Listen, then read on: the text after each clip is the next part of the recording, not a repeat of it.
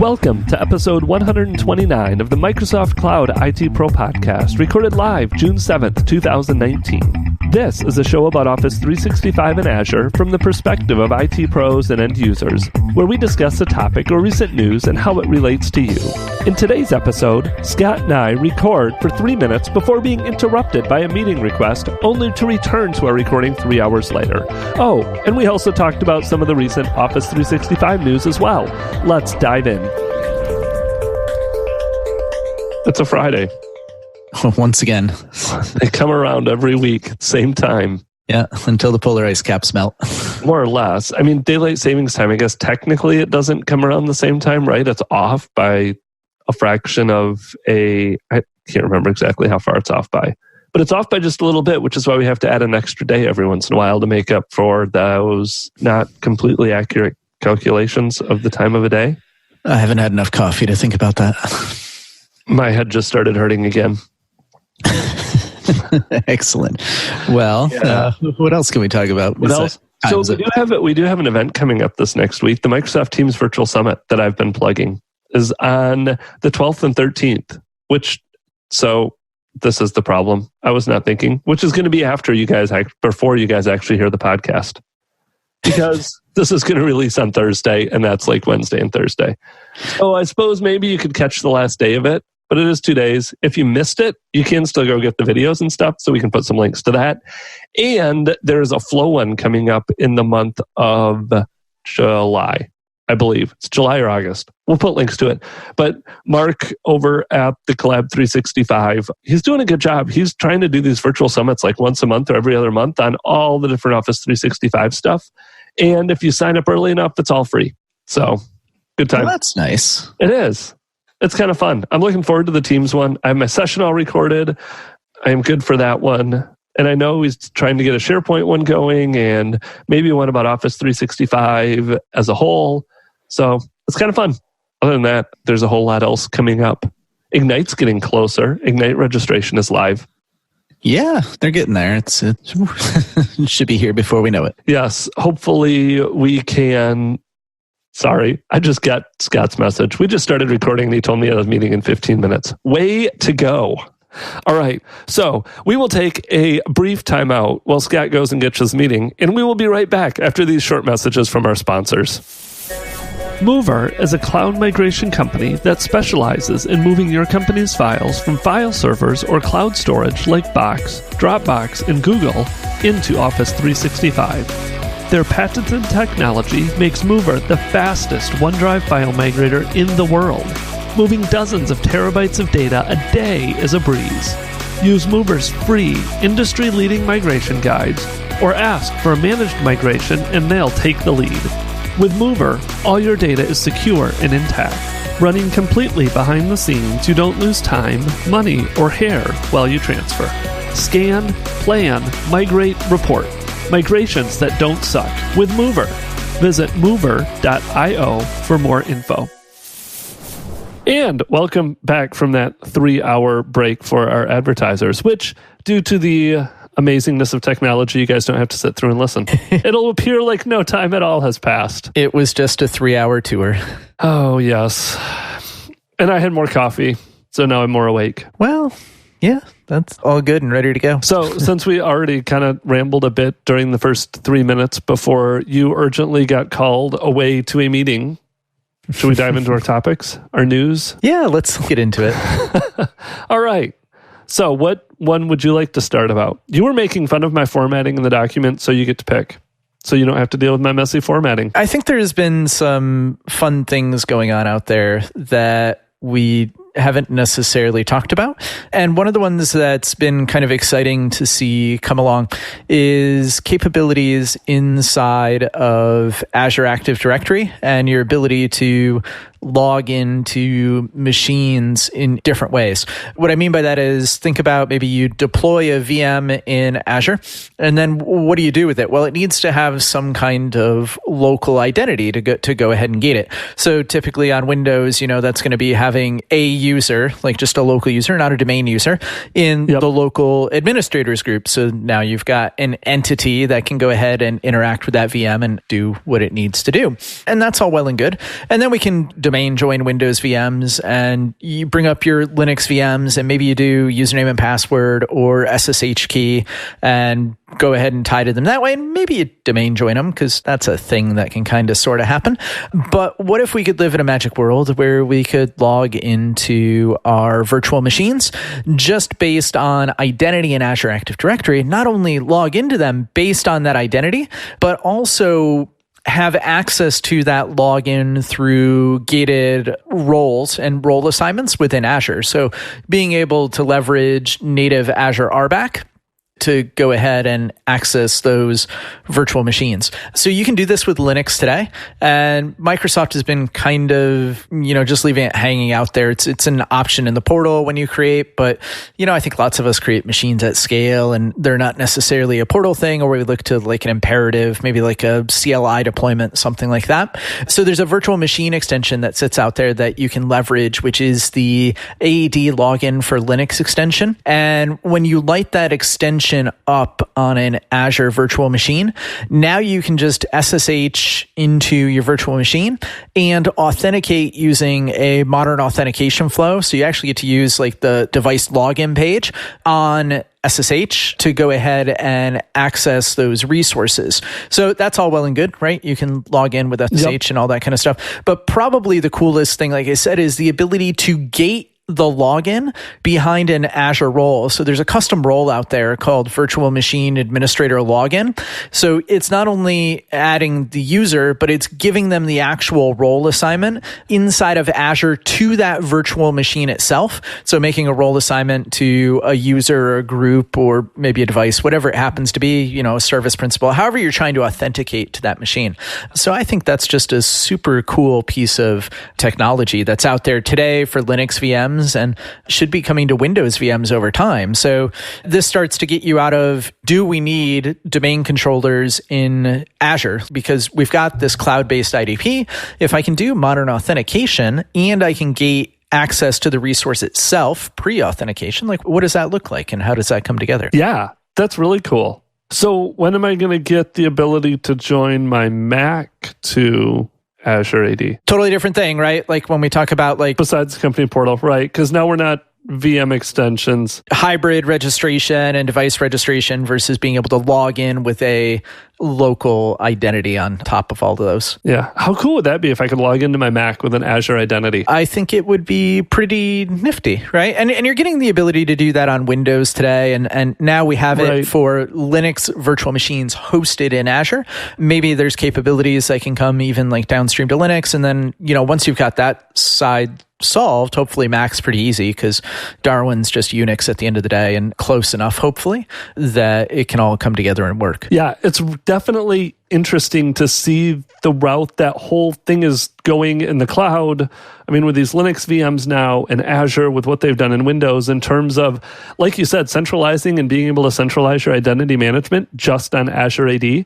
And not actually needing a domain controller. Some of the stuff I know they've done with ADMX templates, being able to push those out now from Azure AD, where you combine that with the, now I'm completely blanking on the name of it. It's not the auto provision, the autopilot, to be able to join your machines right out of the gate and kind of pre-configure them from Azure AD. So this is just another step in that direction of making that Azure AD that central identity management for all of your things. Yeah, I like to encourage everyone, don't think about things like Azure AD or like that IDP in the cloud as just users and groups.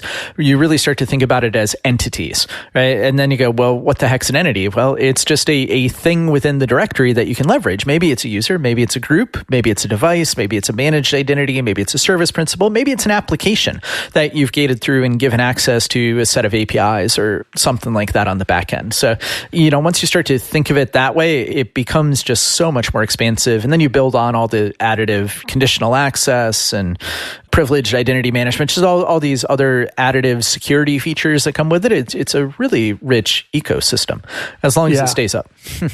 Well, they've been doing pretty good at that lately. Yeah, for the past couple of weeks. So cross his fingers. No major outages. There were some other outages. I saw Google had an outage the other day, but that's Google. Yeah, it just has to stay up. So speaking of managing from the cloud, managing identities, there is also a new option now in terms of managing your Office deployments and those Office configuration files using the ODT. ODT? Yes. Right. The Office deployment tool. Yeah, you got it. Look at that. I'm learning. I'll get there. Slowly but surely. So I just want to be clear about this one. I think we talked a little bit in the past about the ability to store group policy-ish configuration inside of your Azure Active Directory tenant and then have that pushed out to clients as they log in, right? Right. The whole ADMX templates pushed out. You don't need the GPO thing anymore. It's all gated to user identity, all well and ready to go. What this feature is that they've announced, it's the ability to actually take your deployment configurations. So like you said, the XML configurations that you would typically put inside of and deploy through that Office deployment tool through ODT to actually go ahead and store those in the cloud. So you generate the configuration in the cloud, the configuration lives in the cloud, and you don't even have to download the XML file and have it locally. Like when you go to run setup and you throw your /download or configure flags onto setup.exe, you can actually just point it to the URL now, and that URL is unique to you and your tenant because it's your organization's configuration to have all that stuff just pull down dynamically. So as long as the box you're deploying to has outbound internet access, now you can just reach out, do the download, grab the configuration straight from the internet as well, and boom, you're up and running. So now you've got a nice little wrapper to even distribute like custom installers for Office Pro Plus, maybe a little bit better than you do it today. Yeah, and this is really cool because again, it's following along in that step of just managing from the cloud and getting rid of that on-prem stuff. Because like you said, in the past, that XML file, even if you wanted to do like a centralized deployment and use that XML file, it had to sit on a file system or you had to put it on all the users' computers. Somehow you had to put a mapping to that XML file to a local storage path, be that a mapped network drive or something local on the computer, to actually leverage that XML file. And now that requirement has gone away. So it's kind of funny. This actually looks like a SharePoint list. I don't know if it's actually SharePoint in the background or if they just made the UI nice and friendly. But if you go to your config.office.com, if you have this yet, I don't know, has this deployed to everybody or is it deploying? So config.office.com should be out there. Is out there for everybody. It's not out there for certain types of tenants. So if you're located in some geos, maybe like Germany or Australia, things like that, you're not going to see that feature as available to you yet. Obviously, hopefully it comes in and gets to where it needs to be. But if it is available to you, then you can go ahead and sign in. You can generate the configurations right now. So I think we've talked about the ability to generate these in the past too. Yep. So that's all well and good. It's ready to go. Now, the difference is you're going to have access to the next version of ODT. Just to be clear, it's going to be the next one when it comes out. Late June is the target for that. Once that drops in the download center, then you'll have the ability to run these configurations, do all your policy management. You've just got this single consolidated tool to do it in really now, which is super nice. I think we were wrong. I don't think it's ODT. I think this one's OCT, at least, or they're changing the names. I know both of them existed and I got them confused, but if you go to config.office.com. This is OCT in the cloud. The tool that you use from your local computer to do deployment is ODT. Is the ODT. Yeah. Didn't OCT used to be the old one too? It did. Wasn't that the old on your computer one was OCT? It did. Naming things is hard. I'm just going to leave it at that. We could do an episode on naming things is hard. But yeah, so I can see it out there, and it sounds like eventually they're going to keep adding features too, where you'll be able to do like an anonymous URL to that XML file. That's the one that's coming in June. Yep. This is kind of nice. You can store, I was looking at mine, I can store 100 customization configurations out there now. Yeah, and XML doesn't cost a lot to upload or download. So no, they're pretty small files. Kind of lightweight, and it's another tool in the toolbox. And I think it speaks again to that, like, hey, do we really need Active Directory? If you don't need that level of maturity and this is your new requirement and it meets it, this stuff's awesome. Which means we also have another admin portal, because I don't believe there's a link to config.office.com from anywhere in the Office 365 admin center. so you have to remember it. No, I have not seen that, if it does exist out there. It should. Microsoft, if you're listening, can you add a link to the deployment tool, the config.office.com, somewhere in my Office 365 tenant under the admin portals? Yeah, because we need more links in the admin portals. Well, it's better than having to remember to go out to GitHub and go to the magical list of all 500 admin portals. That's true. We can strive for excellence. As IT professionals in the cloud era, sometimes it feels like we don't speak the same language as the rest of the organization. So when stakeholders from finance or other departments start asking about a specific project or team's Azure costs, they don't always realize how much work is involved in obtaining that information, sifting through cluttered CSVs and a complex mess of metadata in order to manually create custom views and reports. It's a real headache. On top of helping you understand and reduce your organization's overall Azure spend, ShareGate Overcast lets you group resources into meaningful cost hubs and map them to real-world business scenarios. This way, you can track costs in the way that makes most sense with your corporate structure, whether it's by product, business unit, team, or otherwise. It's a flexible, intuitive, and business-friendly way of tracking Azure infrastructure costs, and it's only available in ShareGate Overcast. Find out more on sharegate.com/ITPro. On to our next news item. How to get started with Teams. 10 questions to ask yourself to help you get started. So Teams is obviously a big topic. It's the fastest growing cloud technology, if we haven't said it before. It is continuing to grow and expand rapidly. And Microsoft put this handy list together. And you may not have seen it because it's actually under their healthcare and life sciences blog. Yeah, perfect place to put this, right? Yeah, exactly. Well, I think it came out of, did it come out of, like, they were doing a whole healthcare and life sciences, I don't know if it was a roadshow or something. I saw some things from Michael Giannotti that he's doing a bunch of healthcare stuff now. Yeah. Used to be a whole bunch of SharePoint. All the HSL. Yeah, side tangent there. But these 10 questions do not apply to just healthcare and life sciences.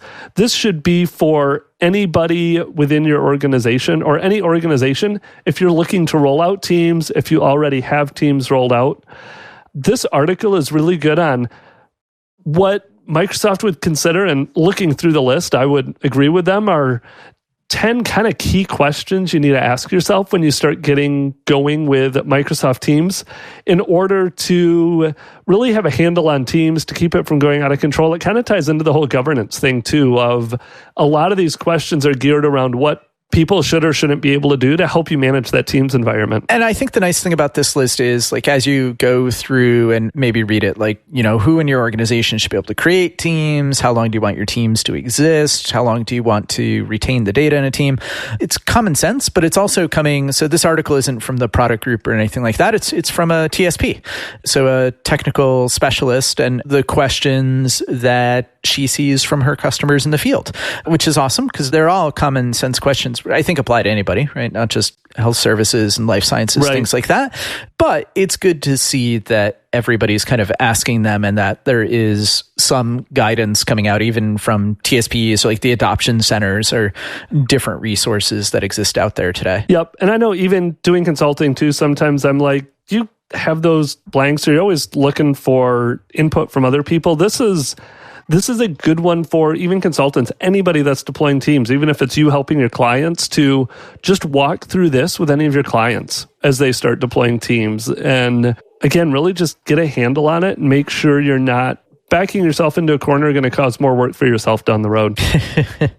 Yeah. Another thing you could look at is if you're looking at this list of questions and you're kind of wondering about other things that are out there, there is a new adoption resource hub, which kind of just sits out there. It's just aka.ms/Microsoft adoption. And that'll bring you over to the adoption hub, which has not just Teams, but also Yammer, SharePoint, OneDrive, Microsoft 365, security and compliance, all the different kind of pillar products that exist out there today. Sounds good. You get to tackle this next one because I don't use Windows. Because I'm on a Mac. I just What? That's how we're going to play it, huh? That's how we're going to play it today. You know, you don't have to talk about everything that's in that notes document. Anyway. We can skip this one then, because I like some of the other ones better. Yeah, I think there's some other stuff going out there, but we can talk about it in context. So there's a bunch of updates that are coming out for Outlook across all of the various platforms that it runs on. So Windows, Mac, mobile, think like iOS, Android, things like that, where they've been slowly but surely kind of getting features and functionality out there. So on the Windows side, they've, been on this march to simplify the ribbon. They've got the new flatter icons, things like that along the way. One of the things that they're going to do with the ribbon is, if you think about like the ribbon in Outlook today, and Outlook in particular is one, we tend to, like if you have email, you tend to live in email. Yep. It's got a pretty huge ribbon. They're coming out with what they call the simplified ribbon. So rather than collapsing the whole thing down and then having to expand it up and have it take up this, wide expanse of real estate on your screen, what if it was just a shorter, like maybe like a third tall as it normally would be, but it has the most used features inside of it. So think maybe like in your browser where you say, hey, show the bookmarks bar all the time, but you don't actually keep your entire bookmark window, pinned to the side because it just takes up too much screen real estate. That's going to be a nice one, like the ability, hey, just go ahead and do that simplified ribbon, or you can certainly do the classic ribbon, things like that. And then I think just a lot of the other interactions we've talked about. So tighter spacing is going to be coming in. The toolbar for responses is changing a little bit. So if you're used to maybe going in and responding to a message and has like reply all pop out, and then you've got to hop up into the ribbon to get access to the rest of the tools. They're adding context menus and things like that in there. That will make it a little bit easier to get through.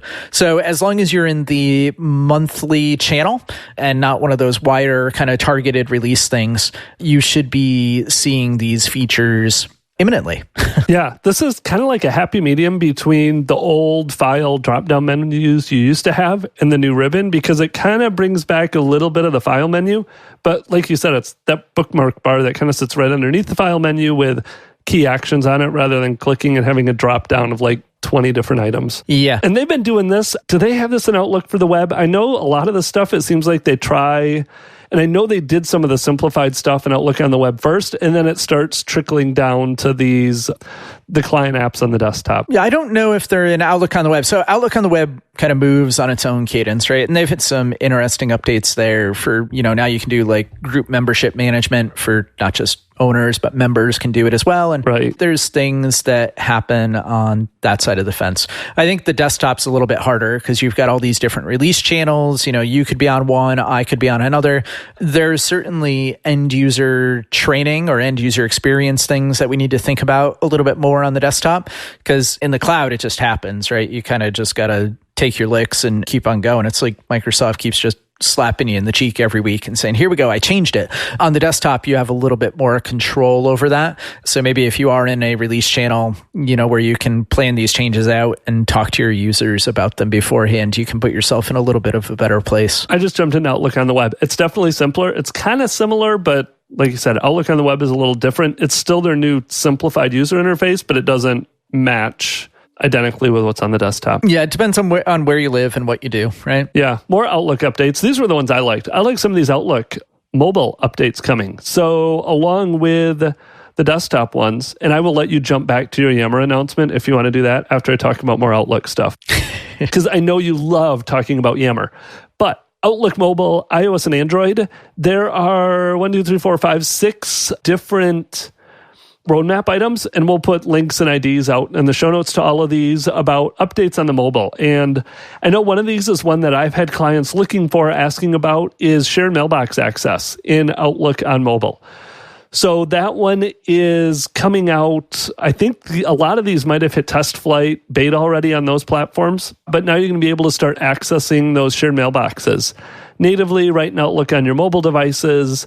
Some enhanced access to files in Outlook. So as they start bringing all these mobile apps together, as you start spending more and more time in the cloud, this is going to give you the ability to start attaching files to emails in Outlook for iOS where those files live in maybe your OneDrive in Office 365 or in SharePoint Online. So it's going to start giving you that ability to actually get to those files and attach them. Use Outlook on your mobile as kind of that full-fledged client. I know a lot of, especially it seems like more and more C-level running from meeting to meeting, they're doing more and more work, whether it's from an iPad, because let's face it, Outlook for iOS also is going to apply to those iPads, the iPad Pro, like you love so much, Scott. It really gives you a lot of that functionality that you're used to in the desktop and the mobile right on, or desktop and web right on your mobile device, rolling out some stuff around calendar searches, and then a local calendar sync to Outlook for Android. So this is one of those that's not both of them. It's going to be Android specific. So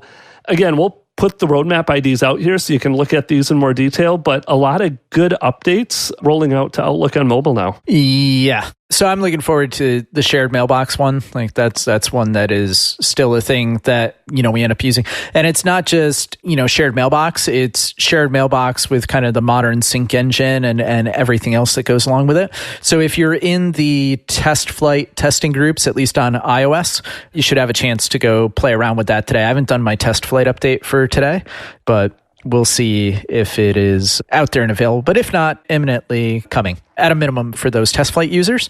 And, they'll go ahead and flight it and then hopefully come out for the rest of us along the way. I don't have an Outlook update today. Mine was last updated 2 days ago. So I don't know. We'll go look. Well, what are you going to do? Oh, did you want to talk about Yammer? Yammer files. We can certainly talk about Yammer. You put it in here. You self-induced this pain that you're going to have to suffer now. Yeah, because I think it is funny. No. What, Yammer's funny? Yeah, Yammer is an interesting product. So I think there's a couple things that were announced that are happening over in Yammerland. So they've announced that moving forward, Yammer files for Office 365 groups, so not for native Yammer groups, but if you have those Yammer groups that are connected to Office 365 groups, the default storage location for all of those files when you upload a file in Yammer is now going to be the Office 365 groups storage that's backed in SharePoint Online. So it's been a little bit weird because if you do have those Yammer groups, you've potentially had two storage mechanisms for them, depending on how you came into them. And again, we're back to kind of user experience and training, right? Did you tell your users when they were in Yammer and they were uploading a file that maybe it was going into Yammer and it wasn't going into SharePoint Online where it would have your DLP and kind of all your retention and matching and, labeling, all the things you might want, or it was just in like Yammer, kind of hanging out there doing whatever. So that's going to be the kind of go forward state. So Office 365 groups that are connected to Yammer groups, and you're in Yammer and you're accessing it, go ahead and upload a file. It's by default going to land in the SharePoint Online site that's associated with that group. So that's good. That's awesome and ready to go. Ready to go. It's rolling out to everybody. But I think the other thing you need to maybe consider along the way there is this does not move files. So if you have existing files already in a Yammer group, you might want to potentially start thinking about moving those over, because now there's some things that happen with Yammer. Maybe when we think about like data residency, like, hey, where was your Yammer tenant created? Was it created at the time that Yammer was only in the US, but now you're over in Europe and you've targeted your SPO sites and, they live in a European geo, things like that. Now you have some opportunities to potentially move data around and put yourself into a better position to go ahead and consume Yammer, if that's a thing that you want to do. If you want to consume Yammer, because Scott likes to consume Yammer. If you choose to consume Yammer. Opsgility is disrupting cloud training as we know it with their on-demand platform, Skill Me Up. Their new design focuses on a user flow to better support role-based learning paths with these great new features. Real-time, hands-on labs are now included with each subscription to build your skills competence. Hundreds of cloud courses with more added daily to transform your skills for today's cloud-first careers. Role-based learning paths guide you through associated level courses in an easy-to-view layout and tracker. Microsoft Azure and Microsoft 365 certification prep courses and labs to support you leading up to exam day. Learn more and start your free 3-day trial at www.skillmeup.com. So that was kind of one part of it. So that's all well and good. And like I said, that's coming out in June here. So should be like this month, anytime. Any day. It's doing the typical, hey, we're in the cloud and we got to roll it out slowly. So that was one side of it. Another thing that was announced, and this one came out at SharePoint conference, when we think about data residency with Yammer and where your tenants live, if you're a company that's in Europe, you might not want your messages to actually live in a tenant in the US, right? There's some compliance and regulatory issues that come along with that, right? That's just the way life is. So what they announced back at SharePoint conference for new EU customers, so if you're sitting out in the EU today and you decide to locate your message data in Europe, that is certainly possible. Like now, if you're a brand new, net new customer and you're just lighting up your Yammer tenancy today, cool, you're ready to go. But there's a bunch of interesting downsides with this one.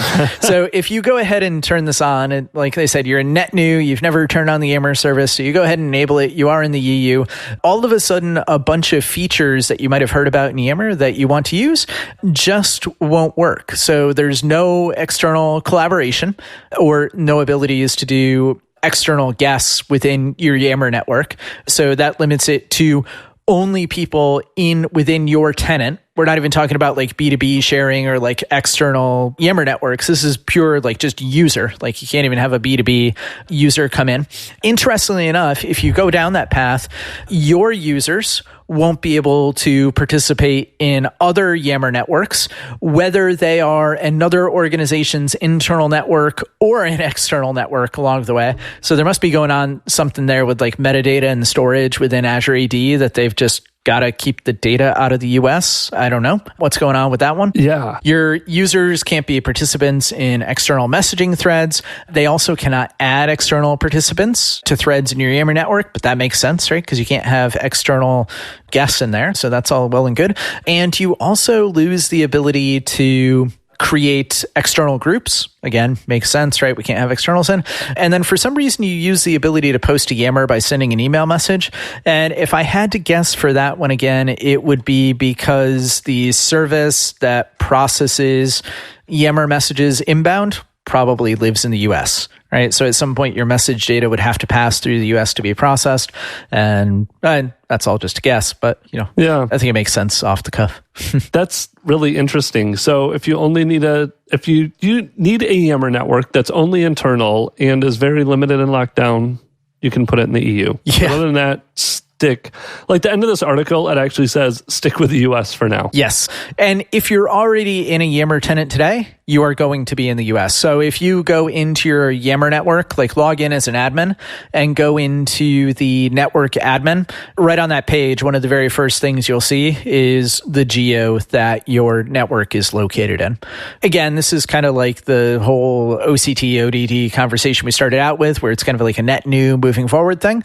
Same thing here. If you're just a brand new Office 365 customer, or you're getting started with it, or you haven't spun up your Yammer network and you do have these regulatory and compliance things going on, and you're willing to live with the limitations, go ahead and spin it up. It is an option that is there for you. Wow.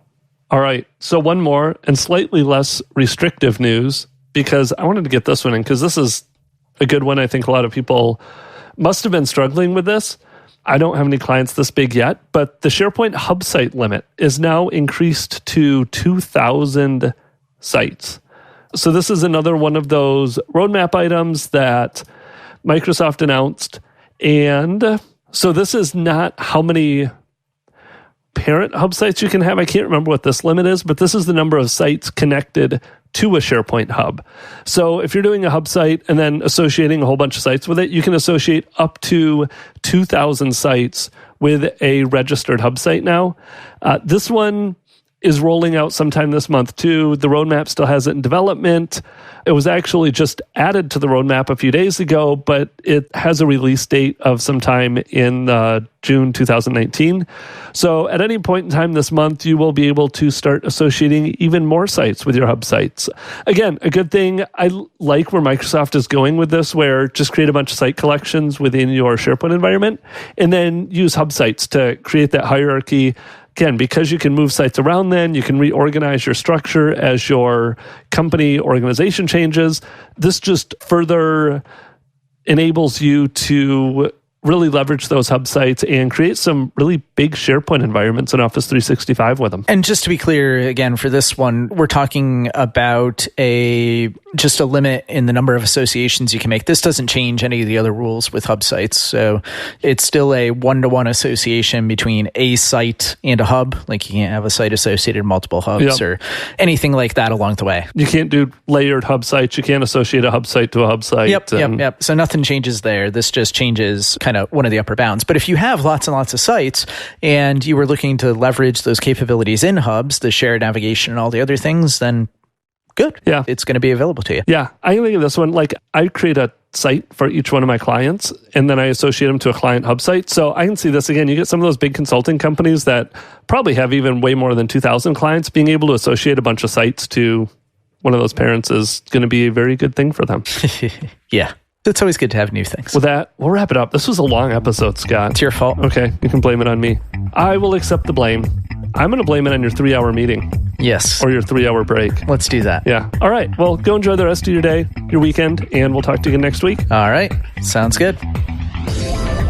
If you enjoyed the podcast, go leave us a 5-star rating in iTunes. It helps to get the word out so more IT pros can learn about Office 365 and Azure. If you have any questions you want us to address on the show or feedback about the show, feel free to reach out via our website, Twitter, or Facebook.